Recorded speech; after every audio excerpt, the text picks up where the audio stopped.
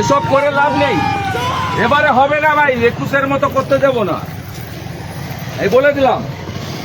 আমার অধিকার আছে প্রার্থী সবার কাছে আবেদন করার। এইগুলো করেন বলে তো সাউদ্দিনরা জেল খাটে 1.5 বছর করে। সে যে বলেছে সে তাকে বুঝে নেবেন, আমার সঙ্গে সবার সম্পর্ক ভালো। লজ্জা লাগে না এদের একদম? না না, মেয়ে মহিলারা কিছু বলে।